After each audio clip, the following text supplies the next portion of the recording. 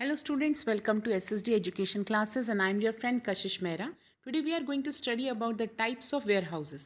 So, अगर आपको पढ़ना है टाइप्स ऑफ वेयर हाउसेस उससे पहले आपको समझना होगा कि वेयर हाउसेस क्या होता है. सो वेयर हाउसेस क्या होते हैं जहाँ पर कभी भी गुड्स का सप्लाई ज़्यादा हो जाता है तो उसे हम कुछ समय के लिए गोडाउंस में रख देते हैं. तो उस गोडाउंस को हम कहते हैं वेयर हाउसेस. अब ये जो गोडाउंस हैं वो होते हैं अलग अलग टाइप के. सबसे पहला है private warehouses. Private warehouses जो होते हैं वो इंडिविजुअल पर्सन के होते हैं, बिग मैन्युफैक्चरर्स के होते हैं, जहाँ पर उनके पास बहुत सारा मटेरियल होता है रखने के लिए. जो गुड्स ऑलरेडी फिनिश्ड गुड्स हैं लेकिन उनको कुछ जगह पे स्टोर करना है, कुछ समय के लिए स्टोर किया जाना है, तो उसके लिए प्राइवेट इंडिविजुअल पर्सन अपना ही वेयर हाउसेस तैयार करता है और जब ज़रूरत पड़ती है उस वेयर हाउसेस से वो सामान निकाल कर यूज़ में लाता है. इट मीन्स वो मार्केट में सप्लाई कर देता है. Next topic is public warehouses. अब यहाँ पर थोड़ा सा एक कैलकुलेशन हमें ध्यान में रखना है. When we are talking about public warehouses, it is the warehouses which provide storage facility to the small manufacture trader at low cost. इसका मतलब ये वेयर हाउसेस बनाते तो गवर्नमेंट है लेकिन ये पब्लिक को देते हैं, मीन्स लोकल पीपल को देते हैं ताकि वो अपना सामान वहाँ पे स्टोर कर सकें और उसके बदले में उनको कुछ कॉस्ट पे करनी पड़ती है. अब ये एक प्रकार की गवर्नमेंट की इनकम भी है क्योंकि बनवा तो गवर्नमेंट रहे लेकिन यूज़ कौन कर रहा है? पब्लिक. पब्लिक मीन्स आम जनता. और उसके लिए उन लोगों को कुछ ना कुछ एक तरीके से कोई चार्जेस या फीस पे करने पड़ते हैं गवर्नमेंट को, जिसको हम कहते हैं public warehouses. So mostly public warehouses we can see it is founded near the railway stations, highways और waterways. Next warehouses is bonded warehouses. Bonded warehouses थोड़ा सा आपको confusion create करता है क्योंकि ये दो जो टॉपिक हैं बॉन्डेड वेयर हाउसेस और ड्यूटी पेड, ये बहुत इंपॉर्टेंट है और जो हमें हमेशा कन्फ्यूज़ कर देते हैं. So let's see what is bonded warehouses. Bonded warehouses are licensed by government to accept imported goods for storage until the payment of custom duty. जब तक कोई भी पर्सन जिसका कोई भी प्रोडक्ट पोर्ट पर उतरा है और जब तक उसकी कस्टम ड्यूटी पे नहीं की जाती है तब तक उसको हम बॉन्डेड वेयर हाउसेस में रख लेते हैं. इसका मतलब कोई भी पर्सन जिसका कोई भी इम्पोर्टेड गुड आया है, जब तक वो कस्टम ड्यूटी नहीं पे करेगा तब तक उसका सामान बॉन्डेड वेयर हाउसिंग में रखा जाएगा. और ये बॉन्डेड वेयर हाउसिंग बनवाता कौन है? Government. These where houses work under the control of custom authority. यहाँ पर एक ऑलरेडी कस्टम अथॉरिटी रहती है ये सब चेक करने के लिए.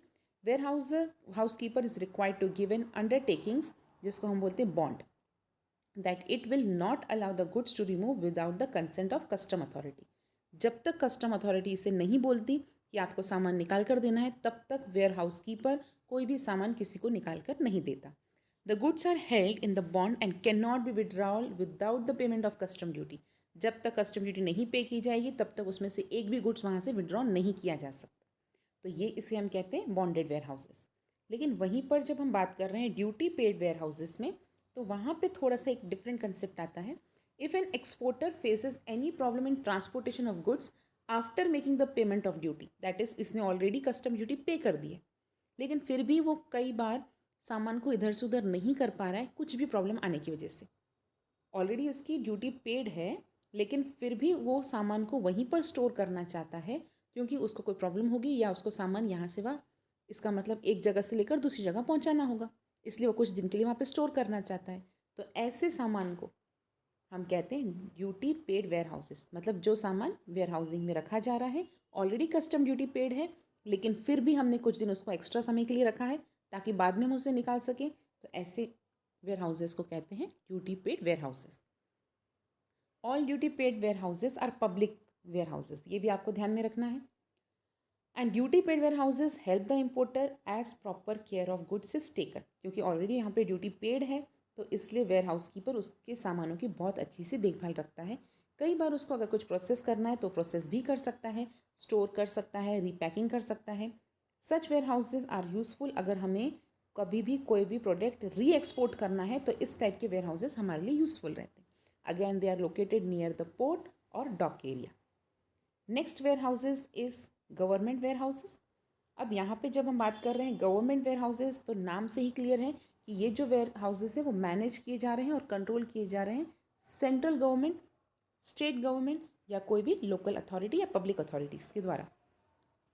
If it is difficult for the small farmer, businessman, trader to own a warehouse, so these government warehouses assist them in storing their goods at nominal charges. अब ये government warehouses क्योंकि सेंट्रल गवर्नमेंट, स्टेट गवर्नमेंट या local या public authorities के द्वारा बनाए गए हैं, तो ये इनके ऊपर डिपेंड करता है। चाहे तो ये पूरा के पूरे जितने भी इनके पास प्रोडक्ट्स हैं वो खुद के रखें, इट मीन्स गवर्नमेंट के प्रोडक्ट्स रखें, या कई बार वो लोग कुछ नॉमिनल चार्जेस पे पब्लिक को भी देते हैं।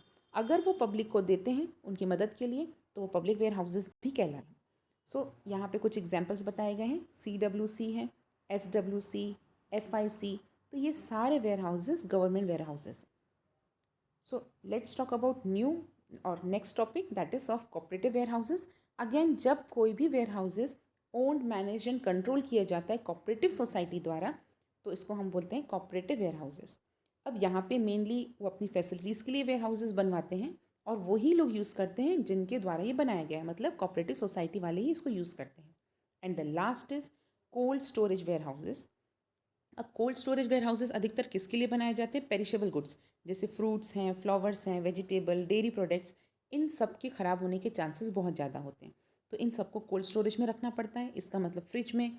तो इसके लिए रेफ्रिजरेटर या लो टेम्परेचर के जो बॉक्सेस बनाए रहते हैं उसमें प्रिजर्व किया जाता है, और कई बार इंटरनेशनल ट्रेड करते समय कोल्ड वेयर हाउसेज़ की ज़रूरत पड़ती है।